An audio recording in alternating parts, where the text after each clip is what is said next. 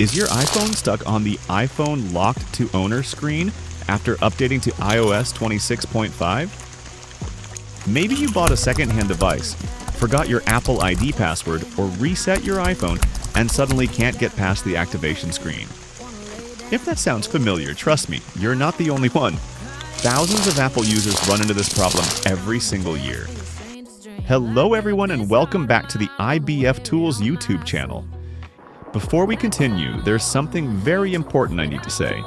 Attempting to unlock or bypass activation lock on a device you do not legally own is illegal and against Apple's policies. Everything shown in this video is strictly for educational purposes and intended only to help rightful owners recover access to their own devices. Now let's quickly understand why this happens. Activation lock is a security feature connected to Apple ID and Find My iPhone. Its purpose is to protect your personal data and prevent stolen devices from being used by someone else. But sometimes, even legitimate owners can get locked out because of forgotten passwords, account verification problems, failed updates, or old Apple ID information they no longer remember. You might see messages like, iPhone locked to owner, verification failed, unable to activate, or endless Apple ID password requests. Yeah, it's frustrating, but don't panic. IBF Tool. Many users try 3U tools that require firmware flashing, driver installations, or advanced technical steps. But another easy approach people talk about is the IBF tool. It's designed to simplify the process and guide users through a cleaner recovery workflow for supported devices and iOS versions.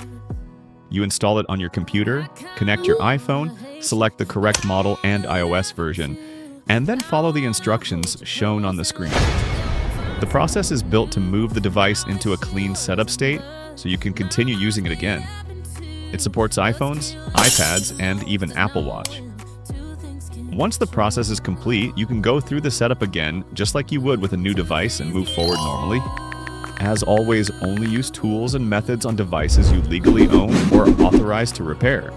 As you can see, the device is running iOS 26.5, and everything is functioning as expected, including calls. So there you have it. If this video helped you, make sure to leave a like, subscribe to the channel, and comment below which method worked for you. And if you still have questions, feel free to reach out using the links in the description. Thanks for watching, and I'll see you in the next tutorial.